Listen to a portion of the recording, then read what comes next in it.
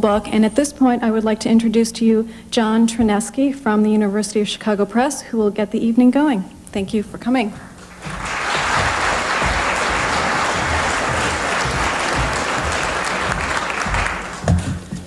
Thank you, Leah, for your welcome and for doing everything to make this such a wonderful evening tonight. We've all come together tonight for one reason, and that is to remember and celebrate Mike Royko, who was quite simply the best journalist of our time. I have a proclamation, though, signed by Mayor Richard M. Daley, which says that this isn't the end of the celebration, that tomorrow, April 29th, is going to officially be Mike Royko Day in Chicago. Thank you. And in the proclamation, he urges, quote, all Chicagoans to join the many admirers of Mike Royko's commentaries on this momentous day. Well, tomorrow is also a day the University of Chicago Press officially publishes, one more time, the best of Mike Royko. I speak for everyone at the press when I say it's been a labor of love for us. Although the book is published officially tomorrow, in the time-honored tradition of publishing, it's been available for weeks. And we have already been overwhelmed by the warm response that everyone has given the book. And just everybody here today is an example of that. It's hard to believe that it's been 2 years since we could open up the morning paper and see what Mike Royko had to say. He's sorely missed. But tonight we'll be able to experience Royko one more time with the help of the people who knew him best. A stellar lineup of colleagues and friends who'll be reading their favorite Royko columns and sharing a memory or two with us.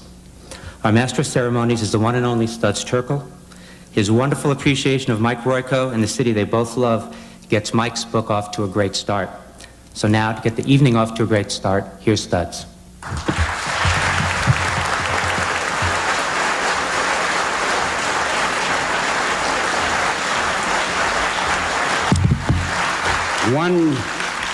One more time.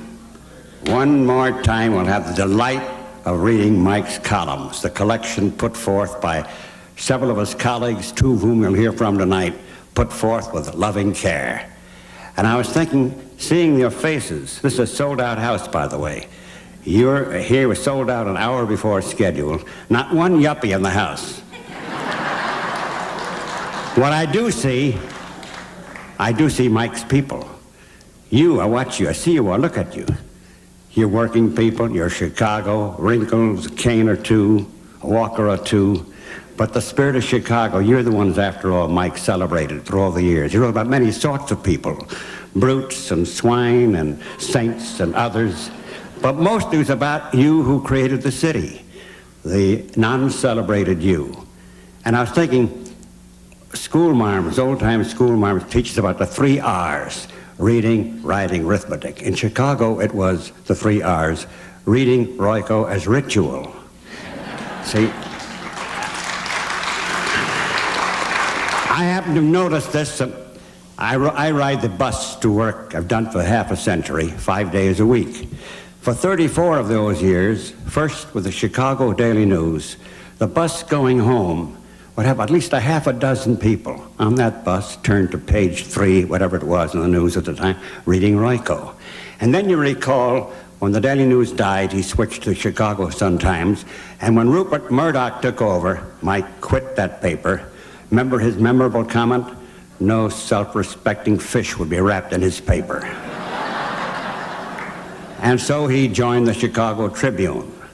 And during those 34 years, I saw at least a dozen people, each of those buses, reading Mike. Because what were they reading about? The human comedy. The human comedy, how people behave, good and bad, daily. Think of this, most of the years, 5 days a week. There's no story in American journalism that touches this. And so you'll hear from various people, colleagues and those who didn't work with Mike but were influenced by him and their words. And we begin with Lois Willie. Now, Lois Willie was with Mike for 3 papers.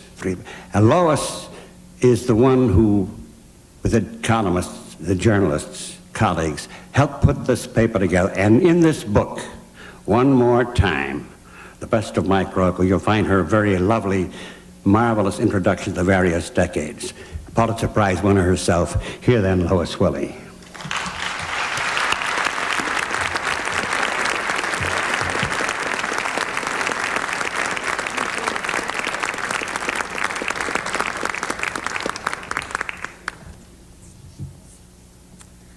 You know, as Judy Royko said in her foreword to this book, it was all Mike's idea. Just over 2 years ago, shortly before he underwent brain surgery in Florida, he asked Judy to put together a final collection of his columns in case he didn't survive. It would be quite different from his other collections because it would go back to the beginning, back to 1963, and span all 34 years of his career as a columnist, something for people to remember him by. Well, Judy undertook this as a sacred mission. And when she asked a small group of us who had worked with Mike for a long time or been close friends of his to help her compile it and put it together, of course we were all eager to do whatever we could. Our little group met for the first time in August 1997 in Judy's house to figure out how we might proceed. Rick Soule and his wife Pam Zeckman were there, Mike's dear friends from his days at the Sun-Times, and the people who arranged his first date with Judy. His son David Royko took time out from working on his fine new book, Voices of Children of Divorce, to join us. And 3 of Mike's beloved leggies were there, Ellen Warren, Hanky Gratteau, and Wade Nelson, all 3 of whom had done terms of service as his leg creatures or his assistants. Morgan Powell was there, and Jim Warren came from the Tribune's Washington Bureau. My husband Wayne and I drove up from Virginia. And as we got organized, we were joined by Janan Hanna, another of Mike's assistants, and by Clarence Peterson, a friend from his days at the Tribune. Well, as you might expect, that first session quickly dissolved into us regaling each other with one Mike anecdote after another, funny and sweet and raucous. And it felt good. In fact, I think this sort of thing may have dominated our first several sessions. But we actually did get down to business eventually, and we divided up all of Mike's 34 years of columns. They were stored upstairs in Judy's house in boxes where Mike had put them. We divided them up amongst us, and then we took them home to begin the arduous task of reading them and picking those that we thought might fit into the book. We decided early on that this collection, unlike his others, would be in chronological order, beginning with his first column and ending with his last. The other collections had been either built around a similar subject matter, or grouped by subject matter, or on a similar theme. But this time, we wanted to surprise readers with what they'd find on the next page. It would be just like the experience you had reading him in the daily paper. You never knew what you were going to find next. And that's the way the book is, I think. There will be an expose of bureaucratic arrogance or stupidity. And then the next page you'll find a hilarious commentary on how much he hated his feet.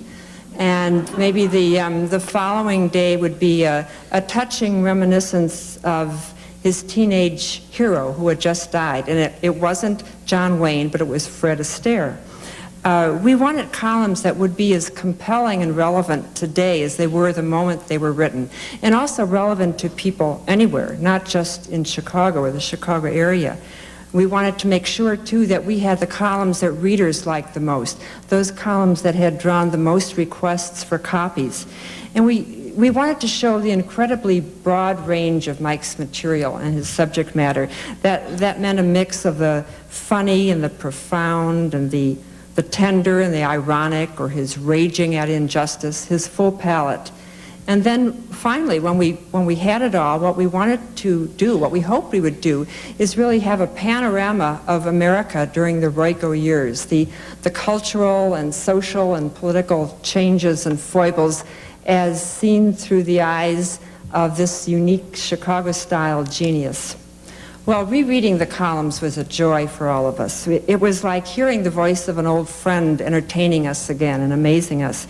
But it was agony, too, because we knew we had to whittle down our selections to such a precious few. That whole process took about a year.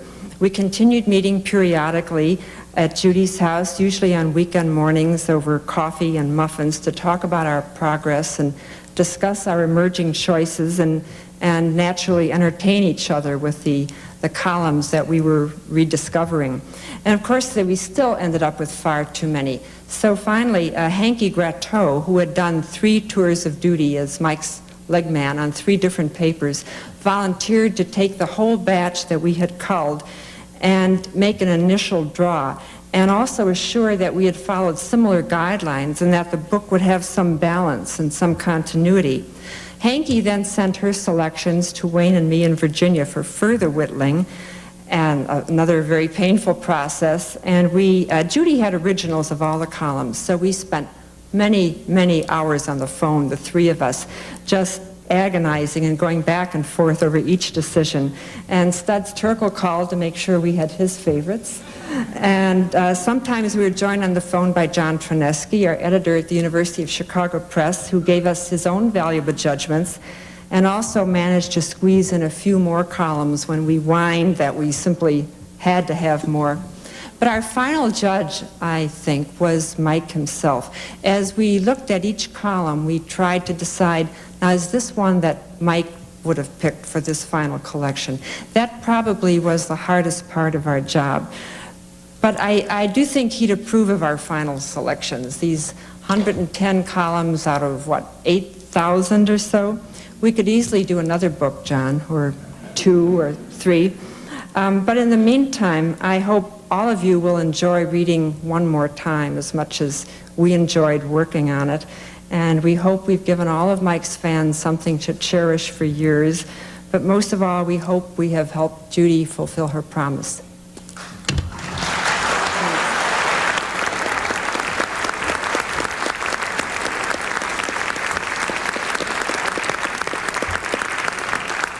Well, as you know, Mike had certain standards when it comes to style, when it comes to writing. You know, sometimes you read his columns and say, this is so natural, somebody talking. Well, Mike worked like a dog, gnawing at a bone to get each word right. And so the standards he had. And Mike, you know, had a dim view of TV journalists, as you probably know. He was the press, after all. But the certain ones he liked very much. One was Carol Marine. He liked her because she had standards, ethical as well as qualitative standards. You heard of Jerry Springer, of course.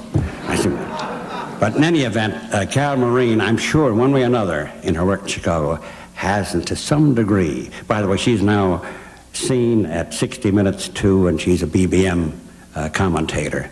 And so here's Carol Marine and her reflections on Mike. Carol.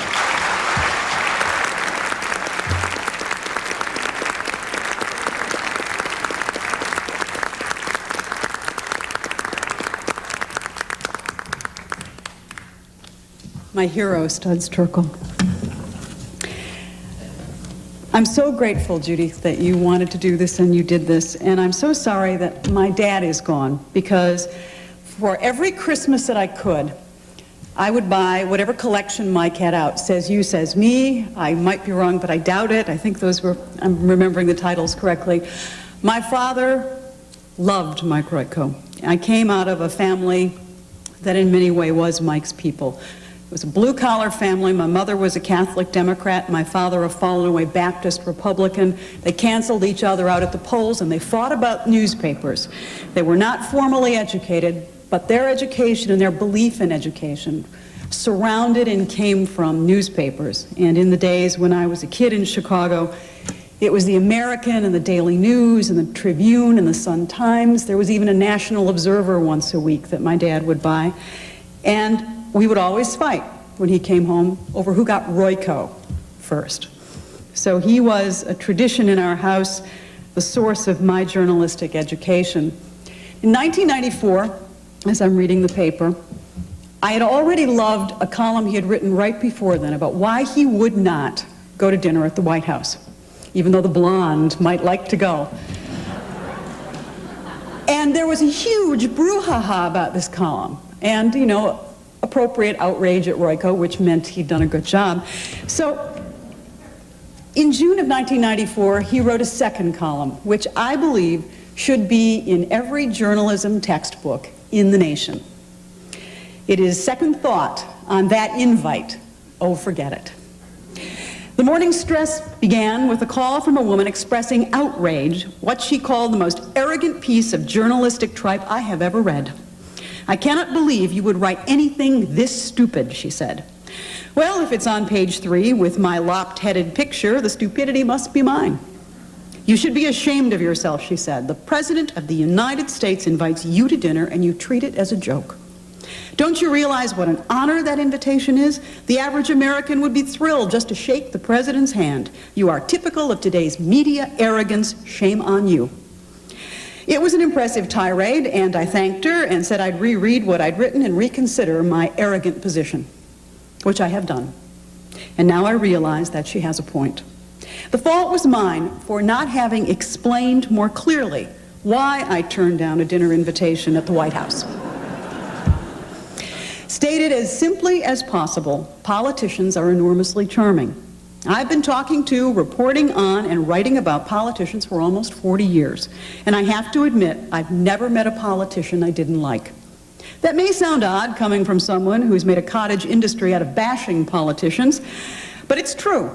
From Chicago aldermen, the lowest of the political food chain, on up to presidents and ex-presidents, I've pummeled them. Democrats, Republicans, liberals, conservatives, independents, the brilliant and the harebrained. And I have yet to meet a politician who didn't have some redeeming qualities. I like politicians because they put it on the line. In a society of salesmen and pitchmen, they are the ultimate hustlers. To succeed, they need approval of 50.01% of the customers. That is one tough sales rate. They do it with charm. In my lifetime, FDR had it in excess, Truman in a spunky way. Kennedy was the ultimate youth vigor symbol, Nixon because he was every man, the mope who somehow made it to the top, Carter because he was so decent, Reagan who had it all, and Clinton. I don't doubt that Clinton has a brilliant mind and that his wife exceeds him. You don't get to be president of the United States unless you are smarter than about 99% of the people who voted for or against you. And you don't get to be president, governor, mayor, senator, congressman, or even a schnook alderman in Chicago unless you can ooze charm and shake a hand like you love the other end of that appendage. So that's the main reason I declined the invitation to dine at the White House. There is no doubt that if I spent an evening with Bill and Hillary, they would charm me out of my shoes, and I would be inhibited every time I decided to write something mean about them. And if I can't be mean, what the heck good am I? Journalists are human, at least some of us older ones. So if I sit down for dinner with the president, I feel like an in-person. I'm no longer some guy who grew up along Milwaukee Avenue. I'm a VIP. I am big heat. Or why else would a prez invite me to chow down at the White House? Which is ridiculous. If I was my friend Big John, an expert on the printing industry and many other things, or my friend Danny, who went from laying bricks to running his own construction company, I wouldn't be invited at the White House. I was invited because of dumb luck, an editor's folly, and my willingness to work cheap. I ended up writing a newspaper column. And that is why President Clinton or one of his flunkies decided to invite me to dine in that great transient home in our capital. It ain't me, it's my job. But if I went, I would be charmed. Hillary would smile and I would melt. Bill would give me that stiff lower lip grin and I'd be saluting. That's why I have had my own rule of journalistic ethics. Don't get chummy with Pauls because you will like them, and when that happens, you can't beat them up.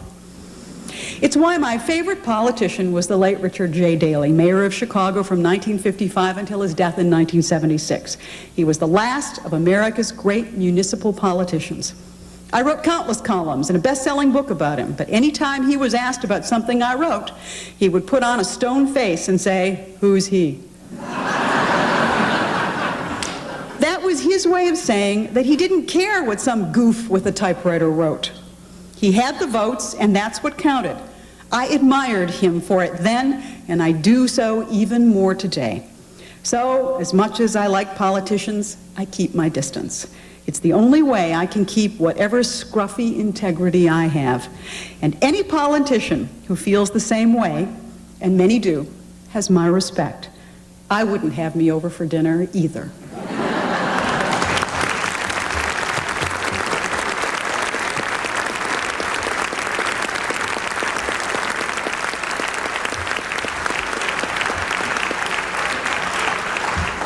I have to be somewhat personal introducing Rick Cogan, one of my closest friends during these last years, and collaborated with him. Rick, feature writer, Chicago Tribune, works for Fox. You work for Fox, don't you? Yeah, Fox thing in the morning and Sunday. Well, Rick and Mike were a natural combination. Because Rick's father, Herman Cogan, perhaps the best newspaper editor of this town ever had. Mike Cogan, here I am. Herman Cogan, when Mike first broke in at the Chicago Daily News, editor was Larry Fanning then, said, you gotta watch him. He's it. Herman spotted Mike way, way back. And I think Rick is part of a legacy. It's Herman Cogan, Mike Royko, Rick Cogan. Rick.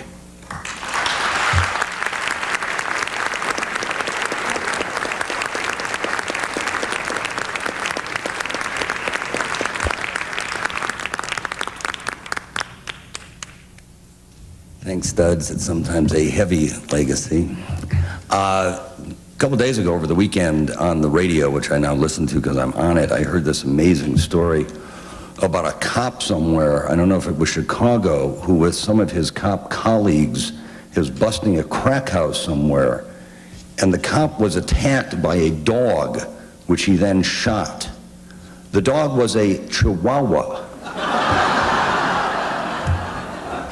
And in hearing this, I thought, as I have thought a million times, my God, Mike, what do you think about this Chihuahua thing? I think that's, in a sense, what we all did. We were all pulled to Mike, some lucky ones of us to his office, and thousands of others to his page on the Daily News, the Sun-Times, and the Tribune. He's not there anymore. And that's what we missed so much in the last 2 years. The chance to say, hey, Mike, what do you think about Monica Lewinsky? Hey, Mike, what do you think about the millennium? Hey, Mike, what do you think about Miriam Santos and Kosovo and the Trenchcoat Mafia? Hey, Mike, what do you think? And he does not answer. But the legacy is a rich one. And much of it is captured in this fine book we celebrate and should buy today. It's an astonishing word symphony, that piercing wit and rugged honesty that reflects Chicago in all its two-fisted charm. And so, Mike, what do you think about bars? Getting a drink should be a simple matter. You walk from your home to the corner bar, which was usually stocked with all a reasonable person needed. Shots, beers, hard-boiled eggs, dried beef, potato chips, a jukebox, a pinball machine, and a red-eyed, black-tongued dog trained to bite the throats of burglars and nip the behinds of brawlers. It might also provide some recreational activities, a softball team, a bookie, and on Friday and Saturday nights, a two-piece band, accordion and drum. Give or take the jukebox, pinball, and TV set, that's about the way 98% of the bars in Chicago were from the city's birth to these modern times. The other 2% were called cocktail lounges, which nobody went to except gigolos, pimps, conventioneers, and young men out on their first date. Then came two revolutionary developments in American tavern life, the modern suburb and the birth control pill.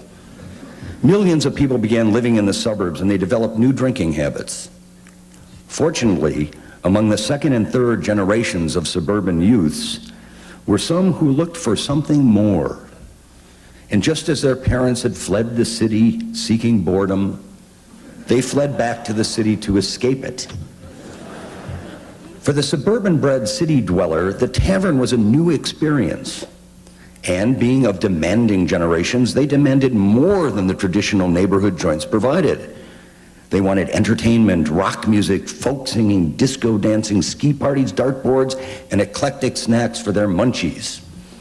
And of course, they wanted to meet each other, which is where the pill comes in. As much as anything, Chicago's nightlife owes its explosive growth to ancient lusts, now unshackled by modern science. Hey, Mike, What do you think about Jane Byrne? It was the most stunning upset in the long, wild history of Chicago politics. And this column is about the single most important person involved in that credible upset. And no, it isn't about Jane Byrne, although Little Miss Sourpuss finally has something to smile about. This column is about you. That's right, you there on the L train or bus, or in your kitchen reading this over morning coffee. You at your punch press, or in your firehouse or hospital cafeteria. You behind the counter in the department store, or jockeying the cab, or unloading the truck. You did it, you wild and crazy Chicagoans. Oh, you finally did it. I'm still having trouble believing it, but you slammed your hand down on the table or bar or to your forehead and said, enough is enough. Hey, Mike, what do you think about fashion? Year after year, a handful of suspicious-looking characters who call themselves clothing designers issue their commands. Wear your dress short and wear boots and look like a hooker. Now throw them away and wear them long and look like a frump. Now dress like a gypsy fortune teller. Now look like a farm wife. Now wear spike heels, now show your thighs. And every time the pimps of fashion give the word, all these enlightened female persons obediently trudge to the clothing stores. With that attitude, they might as well be fetching a pipe and slippers. Hey, Mike, what do you think about precinct captains? A decent precinct captain used to be out there with a wad of bills big enough to choke his clout, handing a few dollars to every needy voter. And there was nothing wrong with that. With the kind of alderman Chicago's had, people should be paid to vote for them. Hey, Mike, what do you think about little dogs? I have nothing against little dogs that look like dust mops. I'm sure they would make wonderful pets and companions. Even fierce warts dogs, should your home be invaded by midget burglars.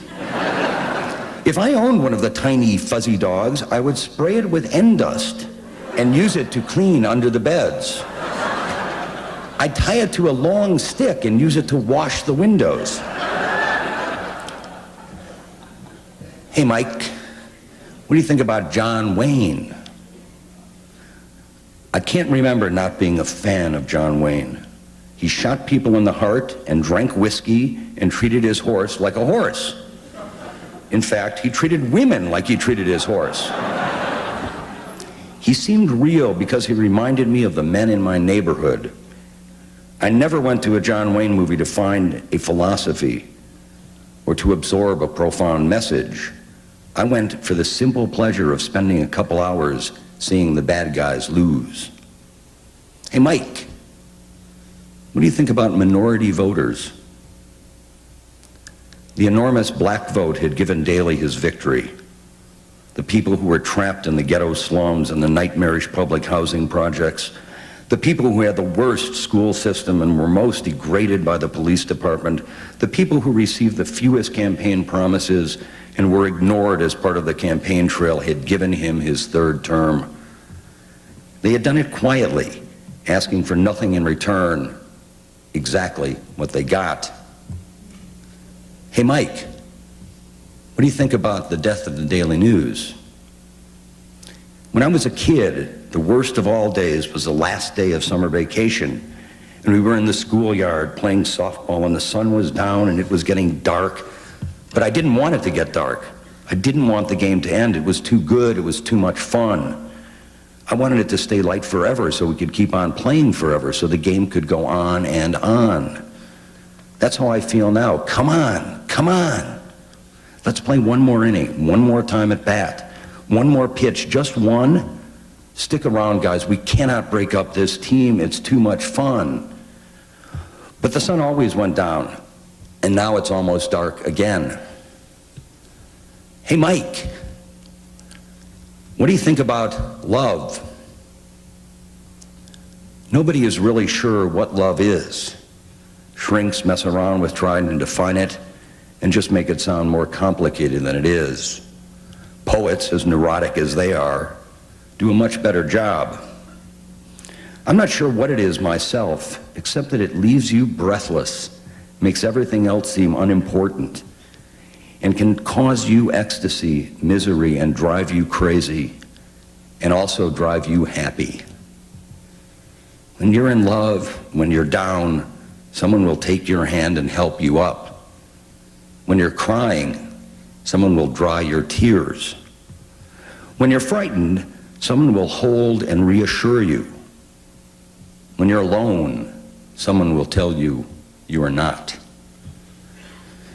That is just some of the poetry, some of what is captured in the pages of the fine book we celebrate and should buy tonight. It is full of glorious surprises. That's one thing about Mike. No matter how many times we asked, "Hey, Mike, what do you think about?" we could never, ever be sure of the answer. That was, of course, part of his genius, part of his incredibly complex personality. One long ago March day, my mother called to tell me that my father had died suddenly of a heart attack. I called my brother who was living in California and I told him. And then I was pulled from my chair and made my way to Mike's office. I just stood there, tearful and feeling very alone. I didn't say a word, neither did he. He just walked from behind his desk and wrapped me in those big arms of his. So I like to think that I speak for everyone in this room, for everyone in this city, when I say that it's time to stop asking Mike. Whether you knew him personally or just in print, it's time to just tell him, "Hey, Mike, thanks for everything."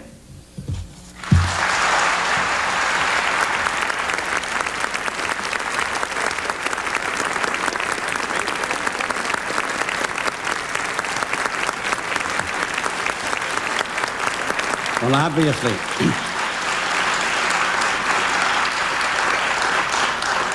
obviously the Chicago Tribune misses Mike, but there's a Metro section and a couple of young journalists that work there. One is Eric Zorn, and the other is Mary Schmick. And the thing about Mary, I didn't know much about her until she started that column. Then you realize there's a wit there, there's a style there, but over and above that, there is compassion for those up against it. I thought to myself, she is Royko's girl. She's one of Royko's, part of the legacy, one of Royko's kids. And here then is Mary Schmick, continuing the legacy.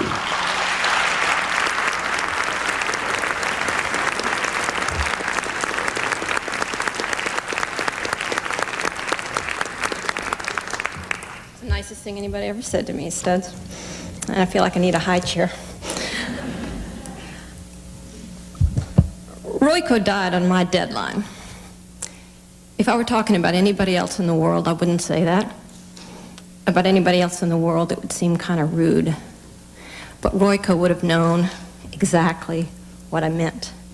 He would have understood what a city columnist feels like when somebody who is so essential to a city dies. He would have understood that mix of obligation and opportunity, of privilege and panic. And in this case, for me, a certain sense of presumption. I felt presumptuous to write a column on the day, not having to, but getting to write a column on the day that Mike Royko died about Mike Royko, because my column just happened to be appearing in the paper the next day. And I feel a little presumptuous standing up here tonight because, you know, there are a lot of people in this room. Most of the people who are going to stand up here in front of you tonight knew Mike infinitely better than I did. I had one long, serious conversation with him in my entire life. And I'm going to talk about that in a little bit. But on the day he died, I also had a little epiphany, and I realized that I did have a relationship with Mike, a really serious relationship with Mike. And it was because of what I did and because of what he did. And I had this hunch that virtually every city columnist of a certain age in this country had that relationship with him. So I just started phoning around.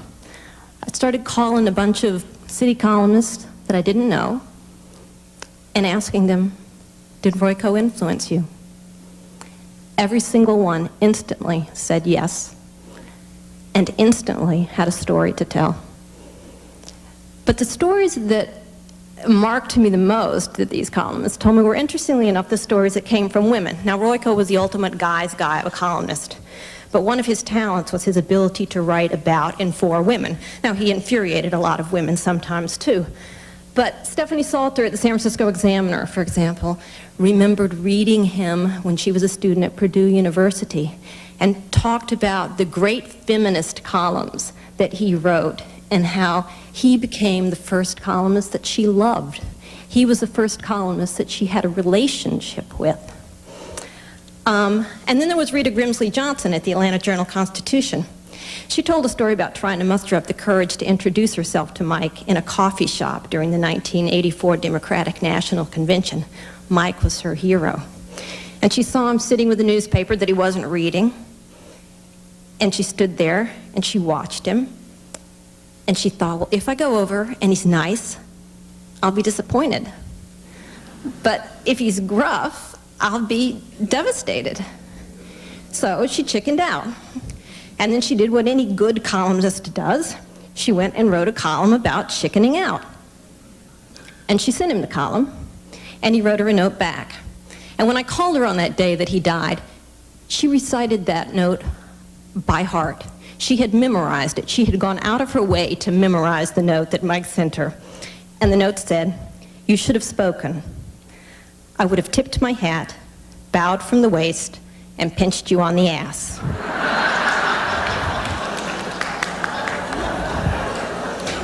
She calls this note one of her most treasured possessions. And to me, that kind of summed Royko up. I mean, here was the guy, part-time feminist hero, and rhetorical ass pincher. The man had range.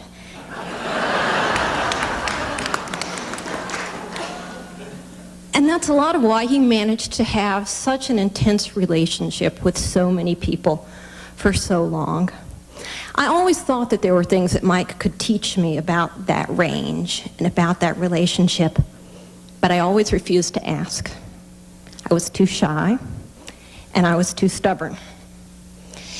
And in 1995, I decided that I wanted to go away for a year. I'd been writing the column for 3 years, and I was worn out. Now, this is not the kind of thing that you want to admit to when you work for Mike Royko's newspaper. But I wanted to go away and think about whether writing this column was what I really wanted to do in the long term. A couple of weeks before I left, Pam Citronbaum, his assistant at the time, walked over to my cubicle and said, "You should go talk to Mike." Just out of the blue, no preamble. "You should go talk to Mike." And I said, "Well, Pam, I'm writing a column." She said, "You should go talk to him." And then she added, "He's kind of down." Now, there were a lot of people who paraded past my desk on their way to Mike's office every day. They went there to smoke and to chat and to listen to Mike tell stories. I'd never gone. Again, too shy, too stubborn. Occasionally he sent me a nice email and I hoarded it like gold. Once, when I was the Tribune's Southern correspondent in Atlanta at the Democratic National Convention there, I gave him a drive-in tour in my car, and I always wanted to put a bumper sticker on it that said, "Mike Royko rode here." But of course, I never told Mike any of that. Beyond those few encounters, my encounters with Mike were like the encounters of a lot of people at the Tribune, riding the elevator with both of us looking at our shoes. But on this day, when Pam came in and told me I should go talk to Mike, I sat there for about a half an hour. And I decided she was right. Because she had walked away from my desk, she said, "If you don't go talk to him, you will always regret it." It's one of those things that, looking back, seems like some kind of premonition and warning.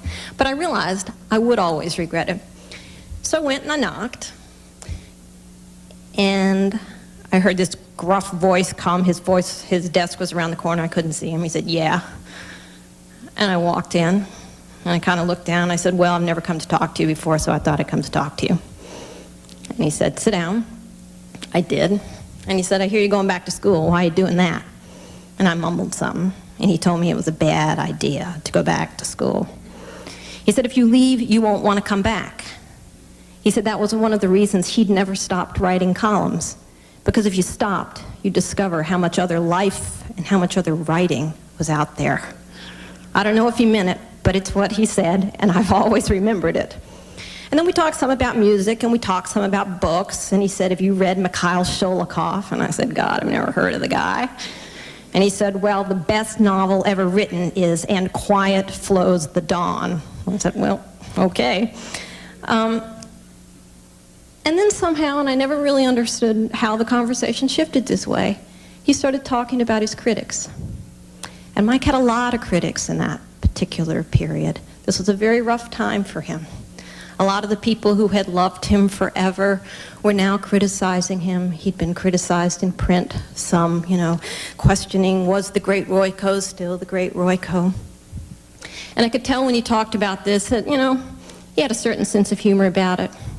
But he was also pissed, and he was kind of baffled, and he was hurt. And two things that he said that day left a really permanent mark on me. He said, the people out there, the readers, the critics, they don't know how much they affect you. They don't understand that you can be affected by them, by their insults, by their taunts. They seem to forget that you're human. They think that the arrows just whiz right past. And he said, and this was his second point, he said they often don't understand that your enthusiasms change. Enthusiasms. It was just such a great word. He said they don't understand that you write a column for years, for decades. You can't keep writing the same columns over and over. Time passes and you think a little differently. You think about different things. And so the people who wanted him to keep writing those columns from the 1960s, well, it was the 1990s now. He said you have to keep the readers interested, but you have to keep yourself interested too. We talked for about an hour and then I left, and later that afternoon I came back to my desk and there was a package sitting on it. I opened it and there was a book in it, And Quiet Flows the Dawn by Mikhail Sholokhov, which is a great book, by the way. You should read it. I never had another conversation with Mike, another real conversation. And even now, people will often say to me, oh, you're a columnist at the Trib, you know Royko? And I have to say, not really. And they'll say, what have you learned from Royko? And I have to say, probably not enough. But he left me and columnists all over this country an inheritance. Simplify, clarify. Don't write down to your readers. Talk to them as if you're sitting side by side. Trust in your common sense and theirs. Tell their stories. One last thing that he mentioned to me in this conversation. I'm not going to read a column of his, but I will leave you with this deep Royko wisdom. We were talking about classical music. I said I wasn't crazy about violins. He said he liked violins, but he had a motto: no violins before breakfast. It was a classic Royko line. It was funny, it was pithy, and it was right. Thanks.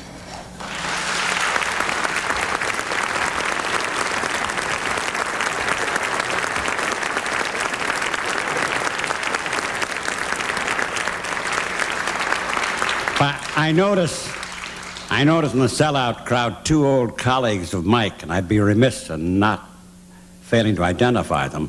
Bill Newman, one of the best all-around newspapermen this town's ever had. And Jim Warren, who is the Washington bureau chief, who's given us the sprightliest, wittiest column in the country.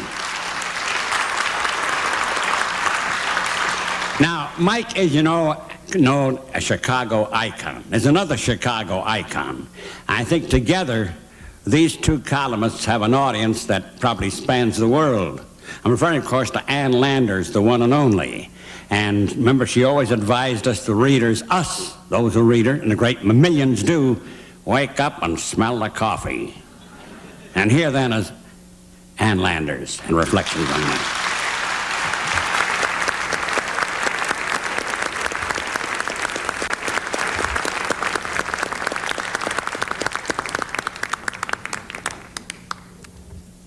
There she comes in all her glory.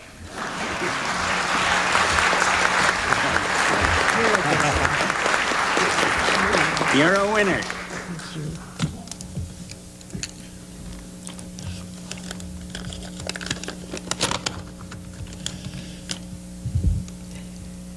Everyone on this program tonight was invited to speak. I did not wait for an invitation. I simply invited myself and said, I'm going to horn in. I want you to know that this is a special night and that I'm sure you feel Mike's presence as I do. He's up there and he is having one hell of a good time. He is loving every minute of it. I worked on 2 papers with Mike. First the Sun-Times and then the Chicago Tribune. The same great editor, Larry Fanning, discovered both of us. I didn't see much of Mike because he worked in the city room and I worked at home. After hours, Mike hung out at the Billy Goat, and that wasn't exactly my scene. But I knew Mike from the get-go, and I knew that that man was a genius. Mike wanted to come off like a slob, a Slatsgrubnik. But the truth of the matter is, he was one of the most sophisticated writers of our time. He knew more about literature and poetry and politics than many of the so-called experts in those fields. Most of Royko's columns were hard-boiled and tough. But I can tell you that the guy was a pussycat. Although he spent his early years in a flat over a tavern on Milwaukee Avenue, he could have fit in with the Park Avenue swells and the Palm Beach dandies if he wanted to. But he never wanted to. That was not his thing. I'll never forget the time I saw Mike at a farewell party for his great pal, Lois Willie. And they were a marvelous team. They worked together, they thought alike, and they were terrific. It was getting late, and the party was breaking up. And Mike came over to me and he said, "You know, I like your stuff, and you're a good-looking broad." Well, I can tell you that is the best compliment I have ever received in my entire life. Thank you.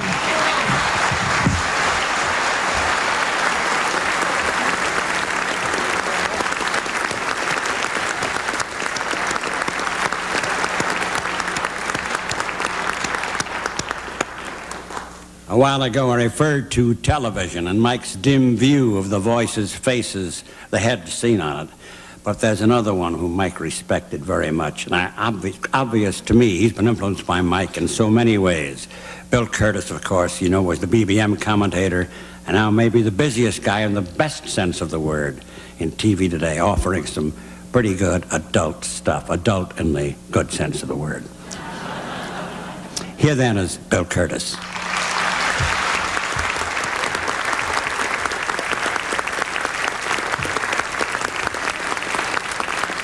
I don't know that Mike did like me so much. Not that he said the bad things about me. I was lucky because I sat next to Walter Jacobson, and Mike was... When Mike discovered the line, you know, Walter, he's about 3 feet tall and sits on a bunch of phone books. He used it over and over.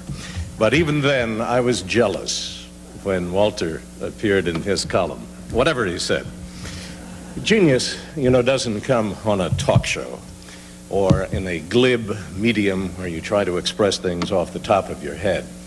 Genius comes late at night, alone, a writer in front of a typewriter, when you reach down and find something that you never knew was there, but it just kind of pops out from your brain. That's why writing is such a wonderful trade.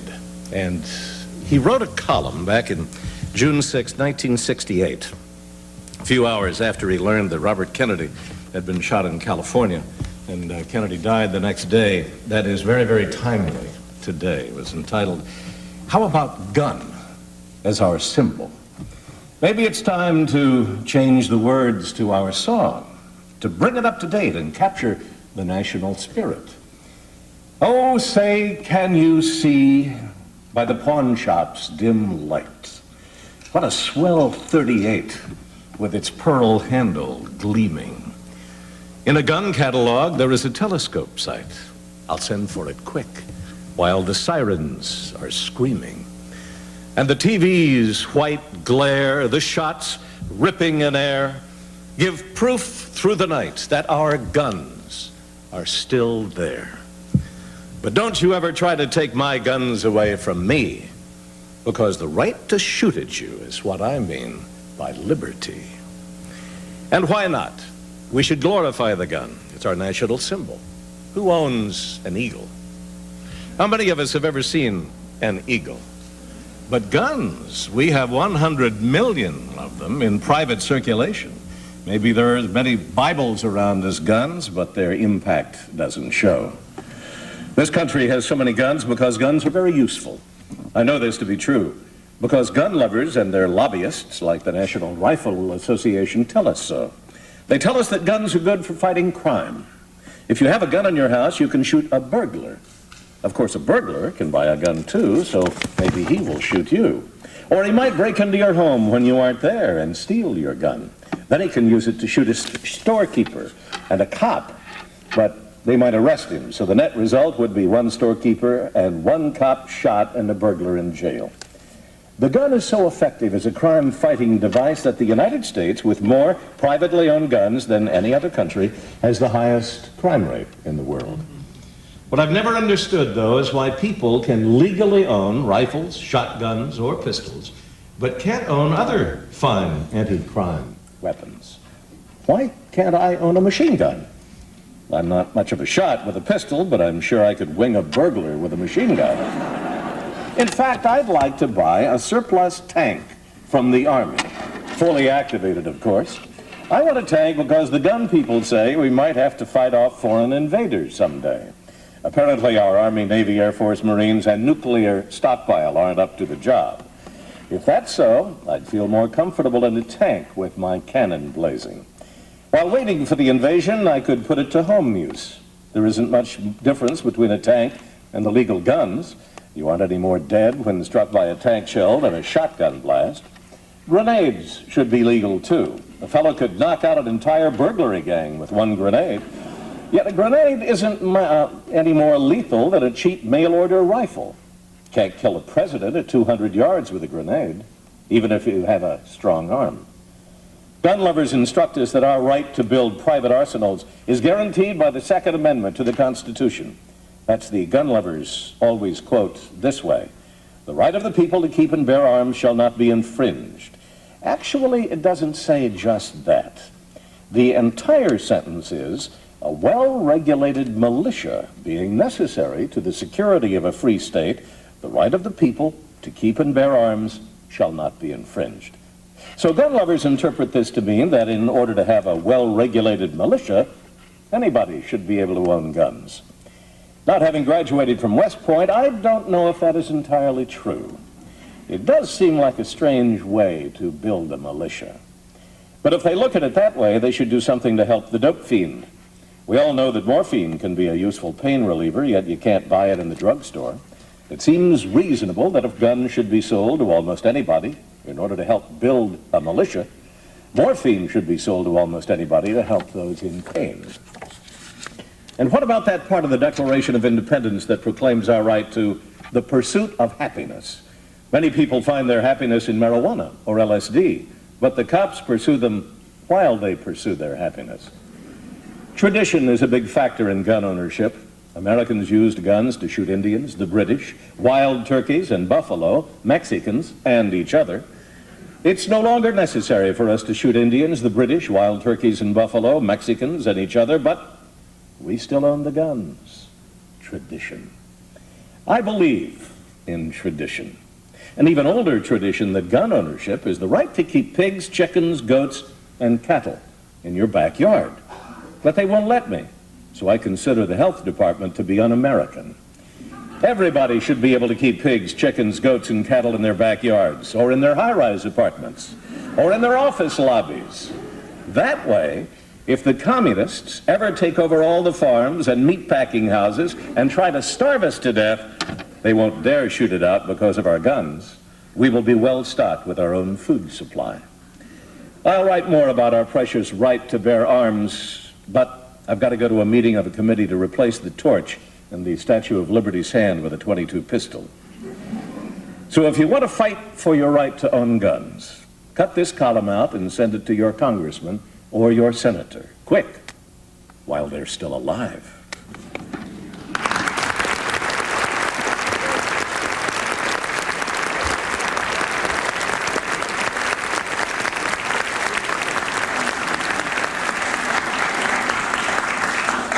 Ellen Warren has been a White House correspondent for Knight Ridder papers. She's the co-editor of that very sprightly column you read in the Tribune these days, Ink.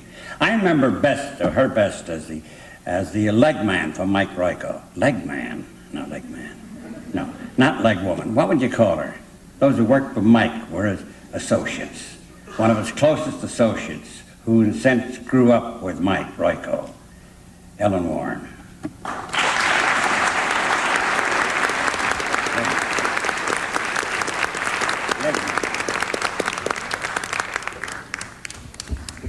Yes, ma'am.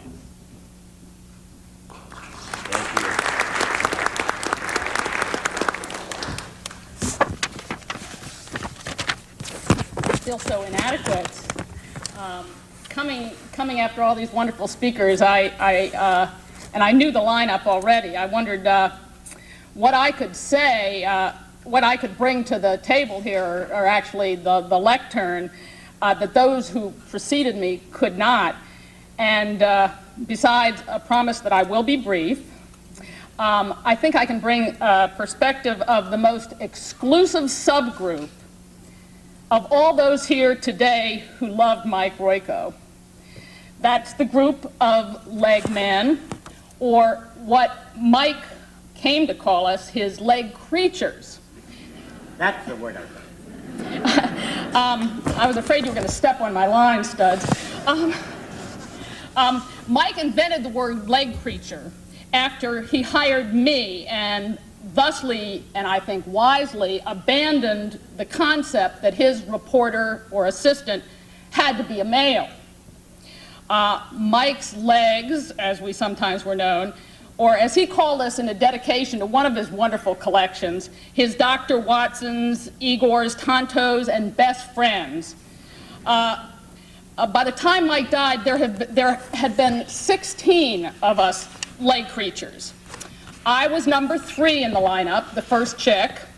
I married number 5, Wade Nelson over here. We have the only leg babies, Ted and Emmett. They're now 16 and 15, and our son Emmett was Mike's godson as well. Nobody got a better look at the genius of Mike Royko than the leg men. And one of the most amazing things is that there was a time when he didn't have one.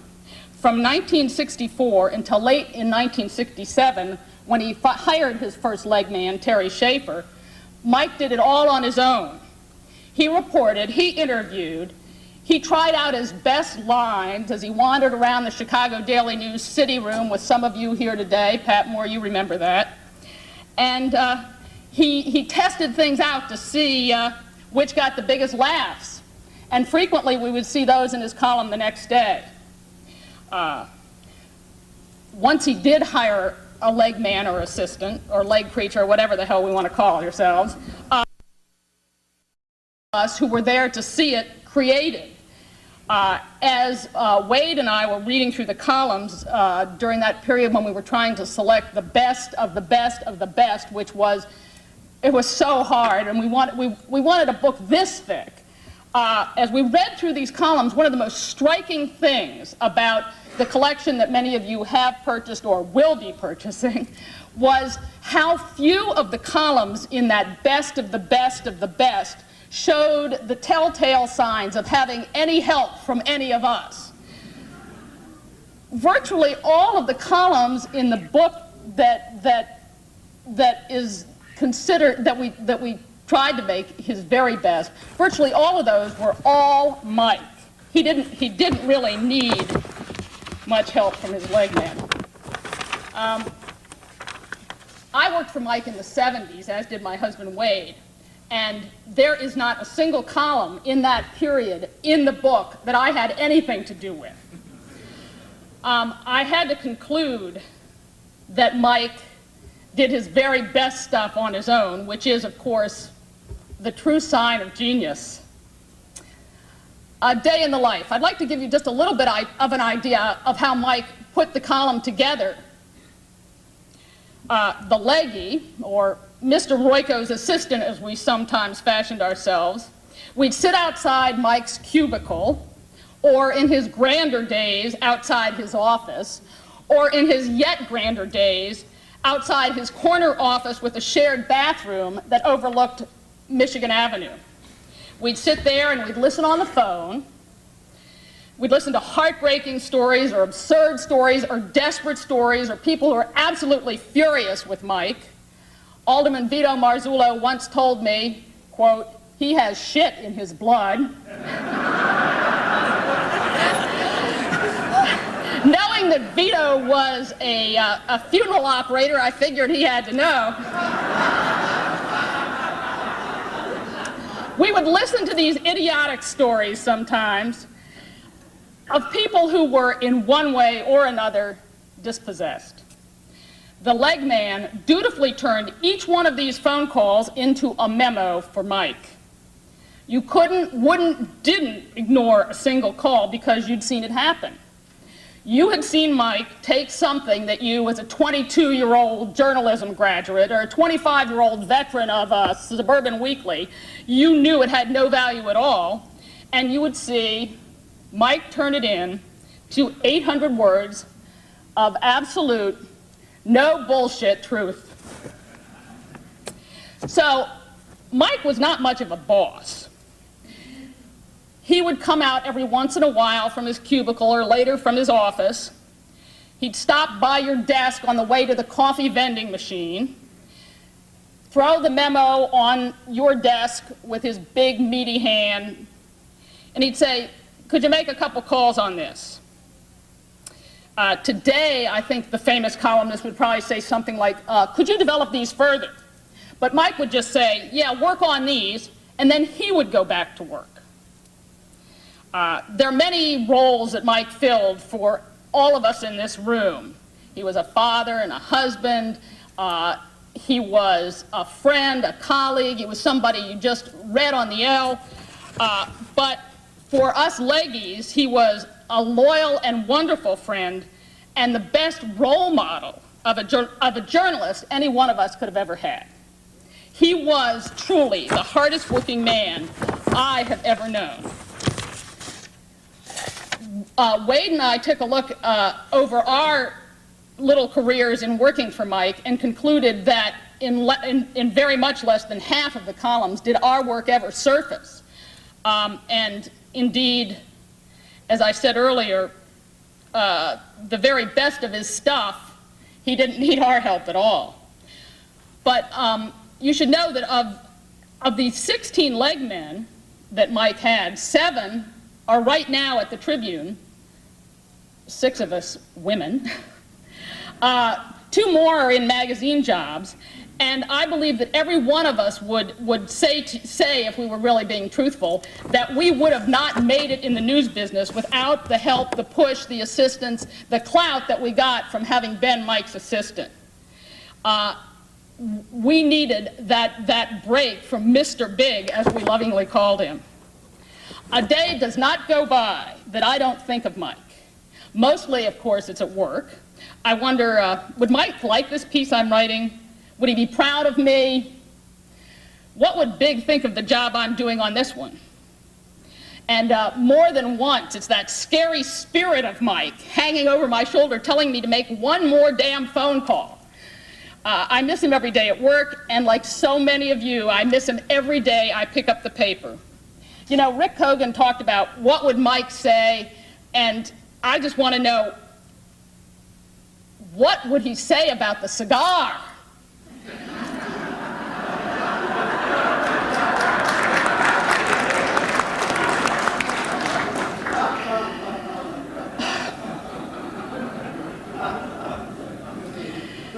The Cubs in the playoffs without Mike. I never could figure out how his mind worked, but I was pretty well certain that when I thought I knew what Mike would say, I would be wrong. I did see how long and how hard he worked, and once when I was writing a column, I said, "Well, does it ever get easy?" This was well after Mike's 30 years in the business, and he said, "No, it doesn't." He said, he might have made it look easy, but he said, "Blood drips out of my fingers every single time." So I want you to think of that as you read one more time this new collection, and obviously you'll conclude that there will never be another Royko. Mr. Big, you were the best.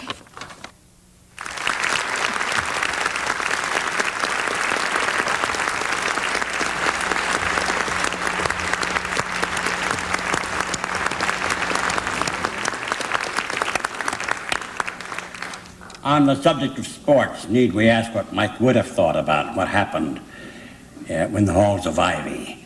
In any event, sports, Mike's friends, on the paper and on the golf course and elsewhere. And Mike's close sports friend is Tim Weigel. We know Weigel's wieners, Weigel himself, and Mike, Tim Weigel.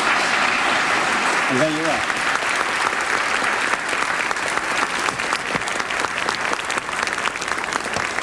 Thank you all very much. Thanks for your kind attention and patience. I must be truthful. A great love and affection, obviously, for Judy and David, Rob, Sam, Katie, the whole family. Just thrilled about this book. But quite frankly, the build-up to tonight has not been a pleasant experience. When Mike first died, there was a burst of reflection. We were all numb. We laughed. We cried. We wallowed in our memories of Mike. We had each other. We didn't feel so bad. We didn't feel so sad. Some of us in this room saw Mike almost every day when he was alive. And as Ellen mentioned, not a day has gone by in the last 2 years that we haven't thought about him in some way. Not a day goes by we don't miss him in many ways. To pull together our feelings about Mike during the days leading up to tonight, frankly, has been a painful process. It becomes a bitter reminder of what a chasm Mike's loss has created in our lives. But, as with all things Royko, even in pain, there's laughter. There is always laughter. And frankly, I chuckled as I scanned the list of the dignitaries who were going to be on this stage tonight, remembering things Mike had said about each of us over the years. Yes, Mike had things to say about every person here who had things to say about him. I heard Mike refer to all of us at least a couple of times in the thousands of times we were together, and most of those references I cannot repeat here. But God, I wish I could, and I can just hear his voice right now. Go ahead, chump, do it. It's only your career. But I'll try to keep it clean and politically correct, even though Royko was gloriously politically incorrect. Bill, as you mentioned, Mike didn't really know you too well, but I remember him once remarking over vodka at the Billy Goat at Curtis, he's a real trailblazer. The first TV anchorman to find a place to buy hairspray in the Amazon.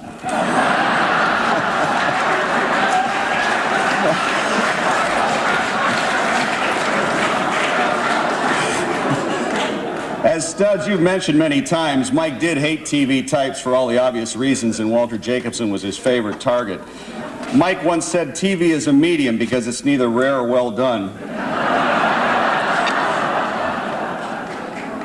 But he did respect Bill, and he respected Carol Maureen because you were two of the few who actually went out and found stories and wrote intelligently in reporting them. However, one time I heard Mike refer to Carol. It had nothing to do with journalism. I see Carol has left, so maybe I can tell the real story, but I don't dare. We were sitting at the bar of the Billy Goat, and Mike noticed Carol's picture by the cash register. Now, I won't repeat what Mike said, but it was the kind of hilarious thing he usually said about a gorgeous woman after he'd had a few drinks.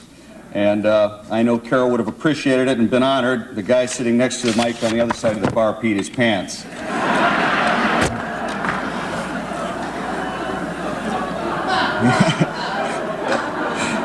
Rick, you are right. Mike was particularly fond of you. It was a loving father-son relationship. One time over beers at the bar in our golf club, Mike said, "You know that Kogan, he drinks too much." I said, "What?" And then he chuckled. "Yeah, me saying somebody drinks too much is like William Perry saying somebody eats too much." Mike admired Mary Schmeek's writing and the fact that she worked out a lot. Mike admired Roger Ebert's writing and thought you should work out a little more, Roger. But he did once say, and this is true, God's truth, Roger Ebert's the best film critic in America, and a plaudit like that from Mike Royko was indeed quite significant. Mike obviously adored Lois Willie and Ellen Warren because, drunk or sober, I never once heard him utter a single derogatory word about either of you, and that is an astonishing achievement. Mike loved Ann Landers very much. He once said, "If this broad weren't in the paper, all those wackos would be writing to me."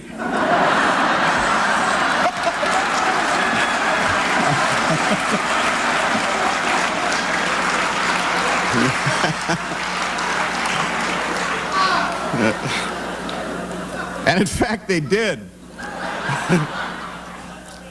Stud, you were probably as close to Mike Royko as any of his friends. He always called you his favorite famous person. And he also said, "The only guy in the world I know shorter than Skippy." As for me, Mike often said I was the only guy he knew who graduated from Yale and dressed like a Blue Island pimp. And that was one of his fonder descriptions of me. Yeah, to love Mike was to be abused by him, but also to be amused by him. Man, were we amused. I often felt it was a real blessing to play golf, to dine, to drink, to banter with Mike Royko. It was like being given a chance to play cards with Mozart, go fishing with Hemingway, go house hunting with Frank Lloyd Wright, or smoke cigars with Churchill. Even while I was alive, it dawned on me what a rare opportunity I was being given to hang at the side of genius. But there was not a single time among the thousands and thousands of golf rounds, bar hops, dinners, or just late nights sitting at the cubicle of the Daily News or Sun-Times where Mike Royko didn't say or do something so extraordinary or so hilarious that I'll always remember it. I recall several times pondering Mike's mortality. One fateful morning, we were playing handball at the old fire station on Dearborn Street with Don DeBatt and Bob Billings. Mike was all sweaty, he was frothing at the mouth, and after a particularly tough point, he just keeled over. And there he was lying right in the middle of the floor, and the horrible feeling swept through our souls that Mike had suffered a heart attack. Well, I remember darting a terrified look at Billings, who immediately harumphed, "Hey, if he needs mouth-to-mouth, don't look at me."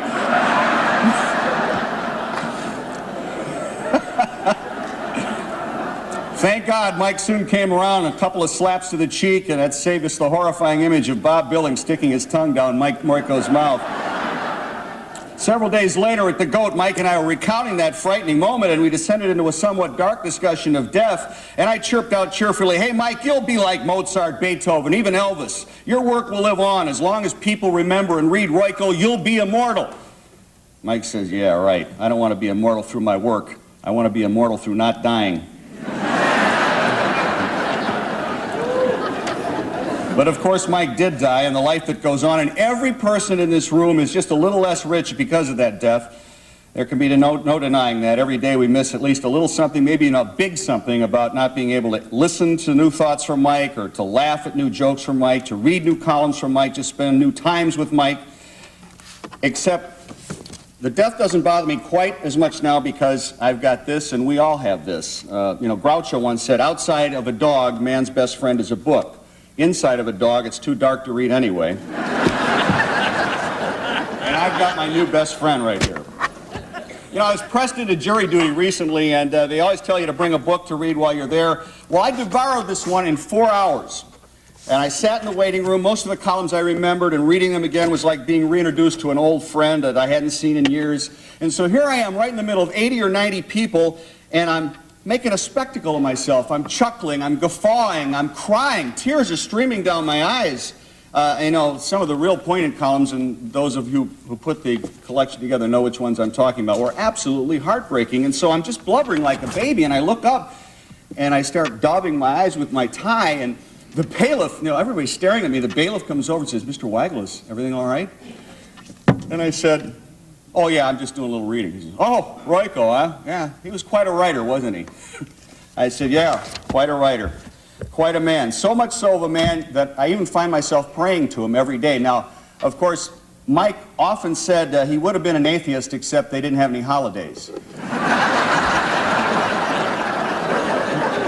But I do believe in the spiritual, and I find myself, I really literally pray to Mike every day. For instance, right after I got back from jury duty, having read this book for 4 hours, Royko, Royko, Royko, Royko, Royko, I walked in my office, the phone was ringing, and David Royko was on the phone. I hadn't talked to him in 7 months. Now, you know Mr. Big had placed that call. You just know it. A couple days later, I'm in a golf tournament, and I'm playing, for me, it's amazing. I'm playing lights out. I mean, I am really going. I'm smoking. I'm nailing everything. I come up to the 14th hole, which is a hole that Mike Royko and I used to call our Brer Fox Briar Patch, because that was always a hole that bit us in the ass every time, especially when he was with me.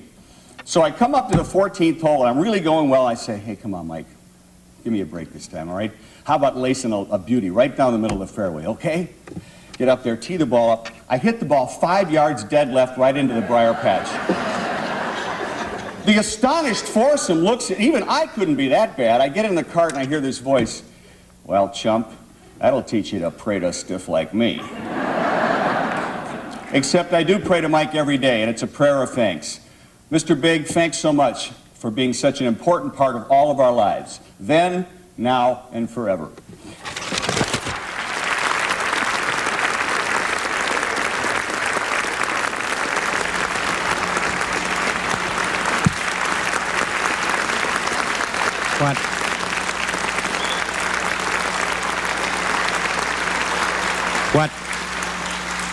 What Tim Weigel quoted Mike as saying about Roger Ebert applies. Just as Mike, Chicago gave us the most influential columnist in the country for 34 years. And so it's given us the most influential, the city's, the country's most influential film critic. It's Roger's style, too, by the way, aside from his knowledge of films and his taste. I know it's Roger's taste that Mike liked a lot. His taste, as well as his style, commentary, gave him the Pulitzer Prize as well. Here then are Roger Ebert and his reflections on that.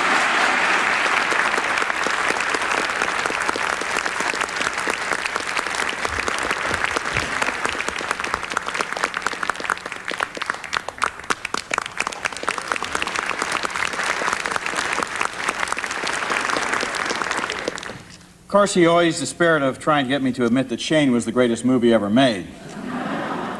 That was his wedding present to me, a tape of Shane, so that I could study it. You know, just thinking as I've been watching this wonderful program, thank God we still have studs.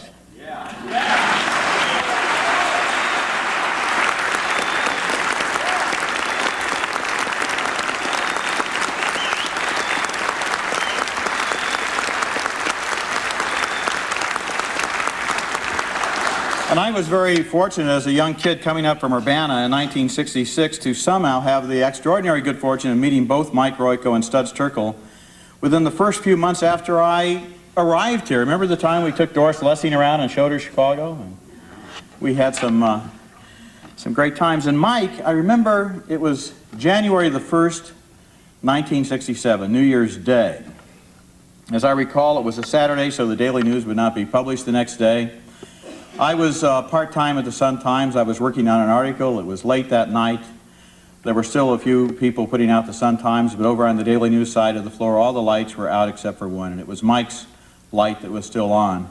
And he was working on something, and I got up my nerve. He, of course, was my hero. I went over to say hello to him, and there was a big snowstorm outside. Not the great snowstorm, but just a big preliminary snowstorm. And he asked me how I was getting home, and I said I didn't know. And he said, well, I've got my, I think it was his father's checkered cab. His father was not a cab driver. His father owned a checkered car, which somehow figures.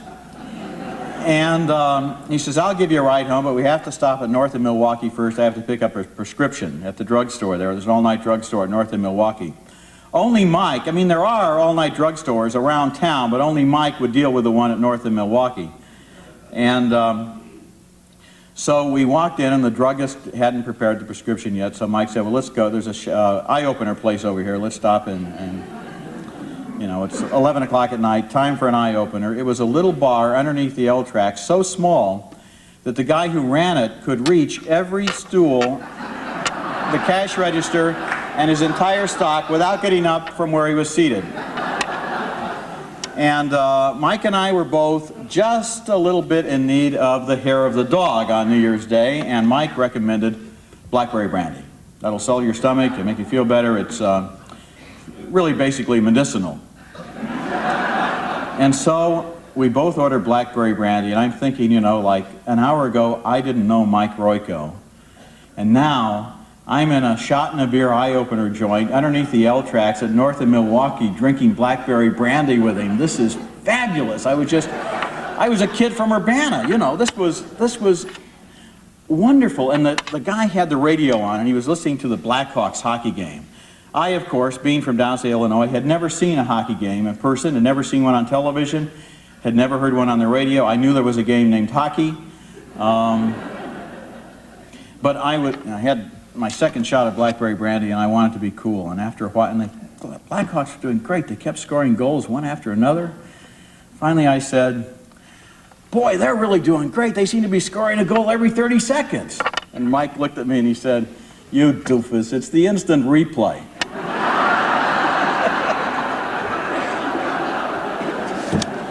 And that was the beginning of a relationship that lasted many years. I grew older, but no matter how old I grew, I was still the kid from the sticks, from downstate Illinois, and Mike was always giving me lessons in life, politics, philosophy, movies.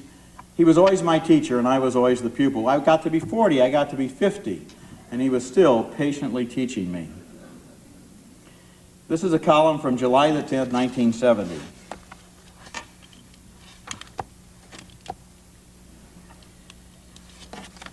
There were 30 minutes to go before the private screening of his first movie, so screenwriter Roger Ebert nervously asked the bartender for a shot and a beer chaser.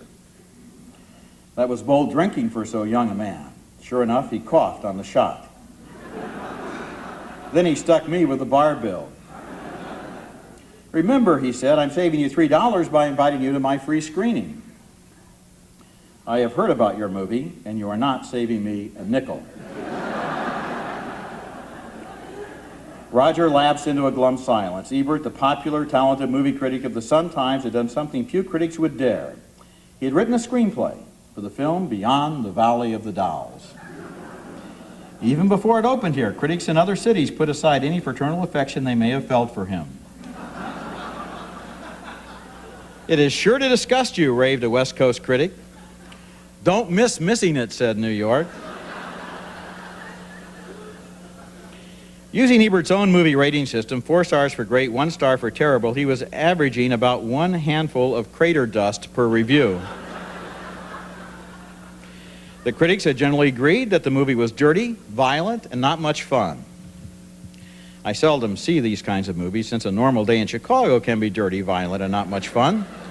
But Ebert had arranged for a private screening. He wanted his friends to see his film. We got there a few minutes late. A breast was already bounding across the screen. Did we miss the first act, I asked? Yeah, answered a voice from the darkness, the first abnormal one. It's not easy to read notes that were scribbled in darkness, but I can transcribe these from my notepad. Bare breasts, bottoms, naked couples, in bed, in bubble bath, in haystack, in Rolls Royce. 2 young men, good grief. Toe fetish, old man, young girl, young man, old girl, young man, then I wrote, only half over.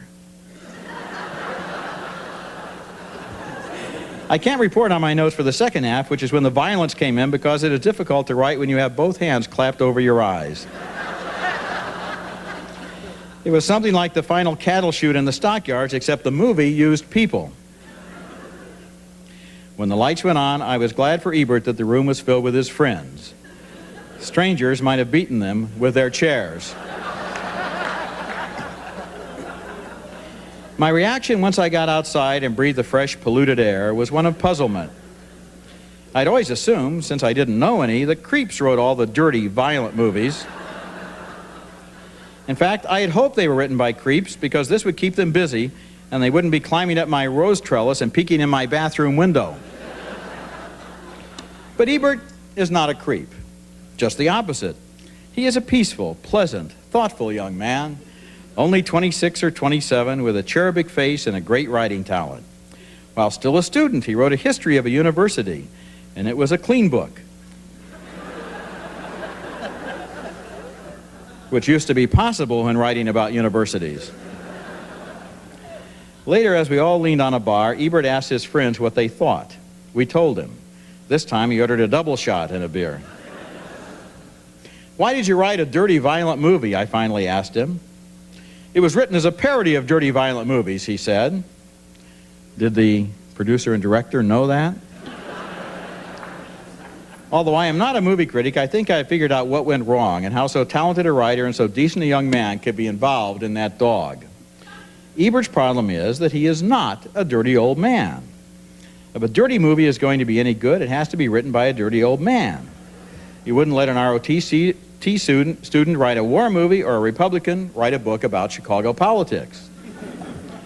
I believe that every young man is entitled to one big mistake, despite what the alimony court judges may say.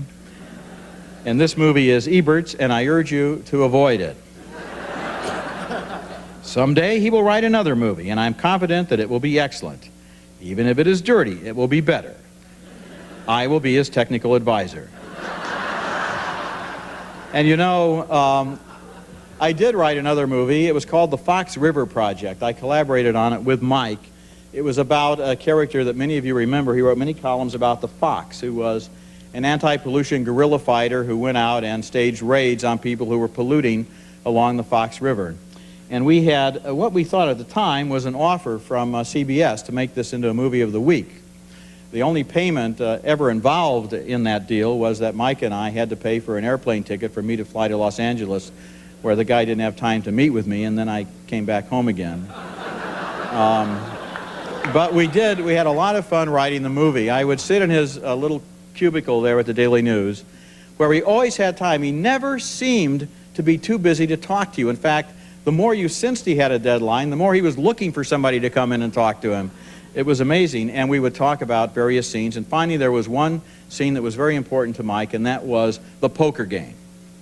They had to have a poker game, and Mike had devised a way of writing when he wrote his great bestseller, Boss, because he got a long, endless roll of paper from the Associated Press machine, and he put it on the desk, on the floor, right in front of his typewriter, and ran it through the typewriter, and started typing, and pretty soon he had about 1.5 miles of, and then he cut it up into 11-inch strips, and it was a book. And he explained to me,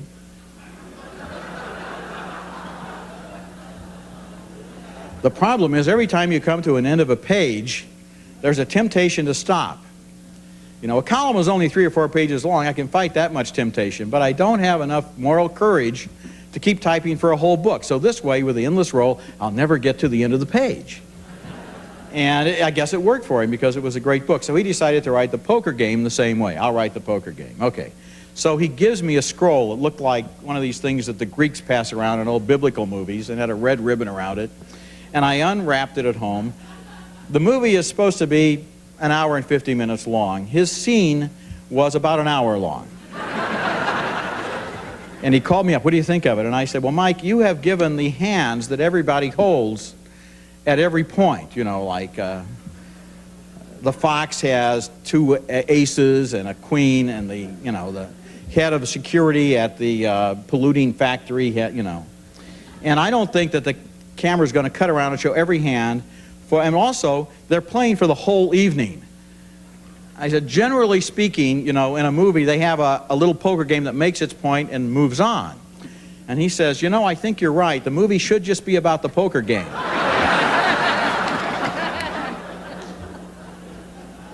So I looked at the list of speakers here, and it looked like I was going to be just about last, and so I thought, well, what would be the right column to read by Mike at the end of an evening like this? With all of Mike's people here. And actually, Studs, I think Mike's real people are in the overflow rooms listening on audio, because they would be the real Royko people. Got here a little late, but we're not going to be turned away. And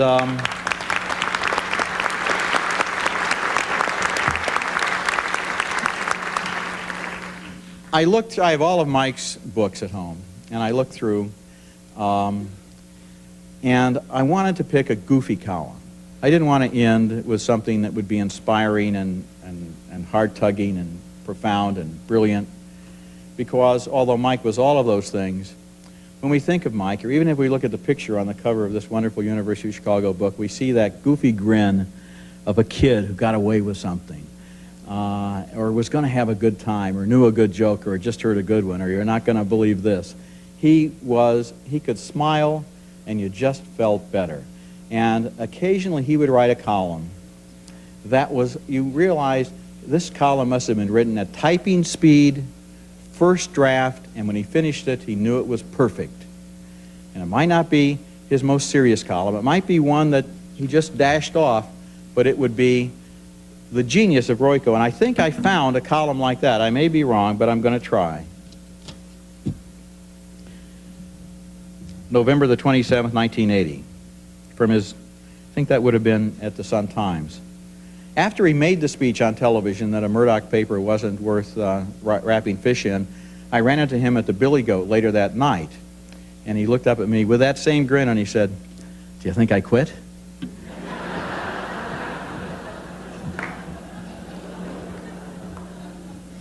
A woman strolling through Grant Park on a recent Sunday was horrified to see two men stalking pigeons. One man would throw some breadcrumbs on the ground to lure the pigeons to him, and when the pigeons gathered, the other man would sneak up on them and slam a long-handled fishing net over one or two of them, and then he would stuff them into a canvas sack. They caught more than a dozen pigeons just while I was watching, the woman said. She asked me what the men were doing. She asked the men what they were doing. Neither man spoke much English, and they had difficulty understanding her, but finally one of them smiled happily, pointed at the sack, and said, "Eat, eat." Can you imagine, the woman said? They were catching the pigeons to eat them. It's unbelievable. Not really. People have been snatching pigeons out of the park and eating them for as long as there have been pigeons in the park. The police say the practice has always been most popular among the more recent European-born immigrants and some Asians who eat pigeons in their homeland. When I told the woman that, she said, "Then it must be illegal. And isn't it unhealthy? I mean, they're such filthy little things." No, it is not illegal to catch and eat a city pigeon unless it happens to be someone's trained homing pigeon. And in that case, it's doubtful that the owner would know you had eaten him. And besides, if the little bugger doesn't have enough sense to go home, then he has to face the consequences. I asked the Park District's main office if there was any law against catching pigeons, and spokesman Ben Bentley said, "The pigeons go in the park, but we're not responsible for them. We have enough to worry about with the muggers without trying to worry about the pigeons." As for their being unhealthy, that is simply not true. The city's health office says that there is nothing harmful in eating a city pigeon so long as you remember to remove its feathers first. And don't swallow the bones or the beak. "Oh my God, that's terrible," said the squeamish woman who brought this matter to my attention. "They're like pets, little tame things. How can anyone eat something that's almost like a pet?" Well, I am sure many people share her feelings, and I find their attitude ridiculous. What's wrong with eating something that's like a pet? People do it all the time. After all, many people keep tropical fish or goldfish in their homes. They feed them, make sure they have enough air bubbles in the tank, and change the water. Those fish are treated like pets. But they will go to a restaurant and eat fried smelts, although those little creatures are just as cute and wriggly as their tropical fish. People eat ducks all the time, although the duck is, in my opinion, a far more likable bird than the pigeon. All a duck wants to do is paddle around happily in a lake, sticking its rear end up every so often, just like a tourist. Yet people who might cringe at the idea of eating a Grant Park pigeon will eagerly pluck their teeth into the dead body of a poor little ducky wuck. Or consider the lamb. You won't ever run into a more pleasant, even-tempered, friendly, pet-like beastie than a lamb. There was no record in all of history of a lamb ever attacking a human being. All they do is go baa. Lambs are quite decent. Compare the temperament of the lamb to that of the cat. Cats are vicious. They kill little birds, squirrels, tiny mice, and anything else that is defenseless. If a cat doesn't like your looks, he'll sink his claws into your arm. My elderly aunts all swore that if you dared sleep with a cat in the house, he would surely pluck out your jugular vein some dark night. And of course, cats give people the evil eye. Lambs never do any of these terrible things. But people are always eating lambs. They eat their ribs and shanks and all different parts of the little deers. Yet these same lamb-devouring people would turn green if you suggested that they eat a cat. I don't see why. I've never eaten a cat, at least not yet, but there are some parts of the world in which cats are eaten when they are available. They're supposed to taste pretty good if prepared properly, although I don't have a cookbook with a recipe for cats. Don't misunderstand me, I'm not recommending that anyone go to Grant Park and catch themselves a Thanksgiving dinner, although there are many excellent recipes for pigeons, and I assume that you would cook up a city pigeon the same way you would cook up a commercial bird. Nor do I recommend that anyone eat a cat, theirs or anyone else's. Whether one eats a cat is not a personal choice, but I don't want to sway. Whether one eats a cat or not is a personal choice, and I don't want to sway anyone one way or the other. But if you do, there is one obvious cooking tip. Always remember to remove the bell from the cat's collar before cooking. You don't want to make a tinkling noise every time you burp.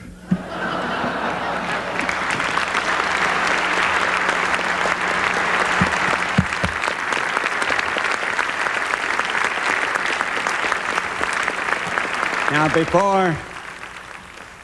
before we adjourn to the important business at hand, getting your hands on Mike's last book one more time outside, I'd like to read and close this affair right now with my favorite Royko column. Now, to say your favorite Royko column is a silly thing. It says, who's your favorite child? It's sort of a Sophie's choice. It's not that at all. It's just certain columns hit you. This particular one haunted me. I'd meet Mike at weeks after the column appeared. Meet him at Ricardo's. We often met for a drink or two or three. And so I'd say, that column haunts me. He'd say, there he goes again. Well, here I go again. It's a column about Jackie Robinson the day after he died. But it's not about Jackie Robinson. It's about Jackie's people. And it goes this way. It's called October 25th, 1972, it appeared. The day Jackie Robinson died. He wrote it that night. Jackie's debut, A Unique Day, is the title. All that Saturday, the wise men of the neighborhood, who sat on chairs on the sidewalk outside the tavern, had talked about what it would do to baseball. I hung around, listened, because baseball was about the most important thing in the world.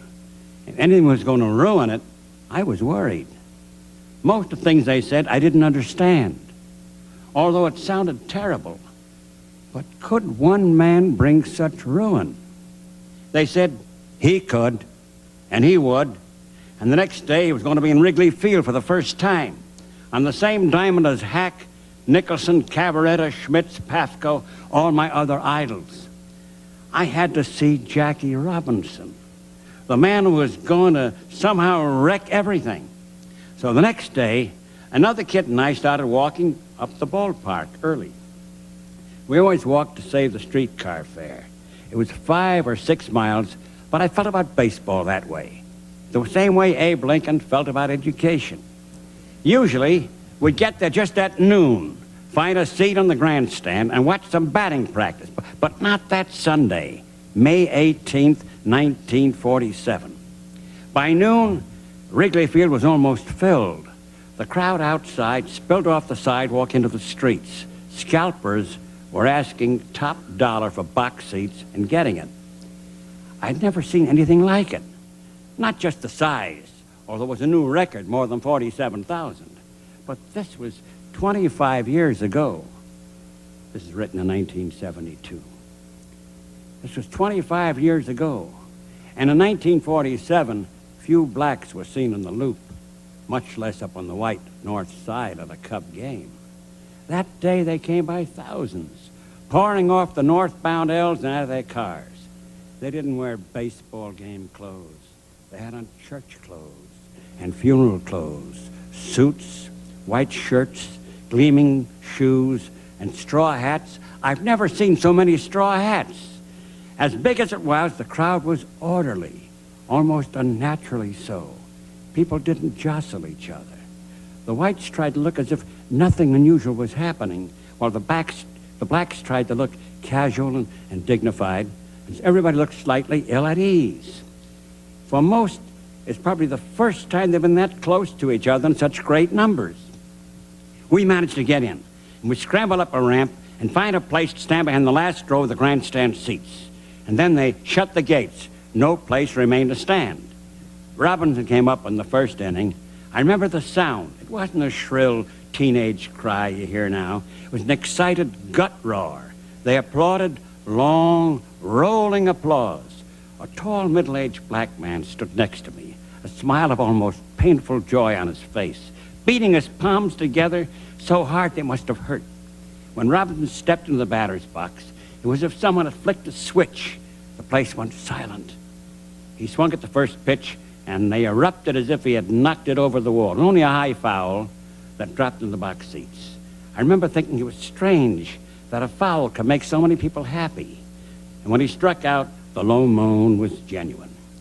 I've forgotten most of the details of the game, other than that the Dodgers won and Robinson didn't get a hit or do anything special, although he was cheered on every swing and every routine play. But two things happened I'll never forget.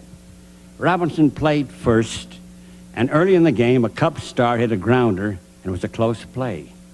Just before the Cub reached first, he swerved to his left, and as he got to the bag, he seemed to slam his foot down hard at Robinson's foot.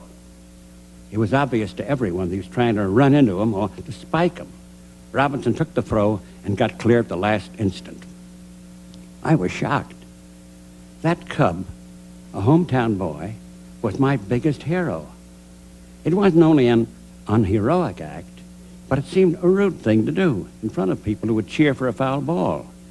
I didn't understand why he had done it. It wasn't at all big league. I didn't know that while the white fans were relatively polite, the Cubs and most other teams kept up a steady stream of racial abuse from the dugout. I thought all they did down there was talk about how good Wheaties are. Now, late in the game, Robinson was up again, and he hit another foul ball. This time he came into the stands low and fast in our direction. Somebody in the stands grabbed for it, but it caromed off his hand and kept coming. There was a flurry of arms as the ball kept bouncing, and suddenly it was between me and my pal. We both grabbed, and I had the baseball. The two of us stood there, examining and chortling a genuine Major League Baseball that had actually been gripped and thrown by a Cub pitcher, hit by a Dodger batter. What a possession. Then I heard a voice say, "Would you consider selling that?" It was the black man who had applauded so fiercely. I mumbled something. I didn't want to sell it. "I'll give you $10 for it," he said. $10? I couldn't believe it. I didn't know what $10 could buy because I never had that much money, but I knew that a lot of men in the neighborhood considered $60 a week to be good pay. I handed it to him, and he paid me with 10 $1 bills. When I left the ballpark, with that much money in my pocket, I was sure Jackie Robinson wasn't bad for the game. Since then, I've regretted a few times I didn't keep the ball, or that I hadn't given it to him free. I didn't know then how hard he'd probably worked for that $10. But Tuesday, I was glad I sold it to him, and if that man is still around and has that baseball, I'm sure he thinks it was worth every cent. So that's the column. And so you see how Mike could switch So what you found out tonight, discovered as though you didn't know it, is that Mike covered the human. You heard all the laughter he evoked, and you heard the something else, too, that was there. And so this is your chance to go outside now, get it. And I understand the refreshments, too. So we close with the words of Paddy Bowler. He was a colorful, crooked alderman of old days whom Mike used to celebrate. Paddy would say, "The bar is open." It's all yours.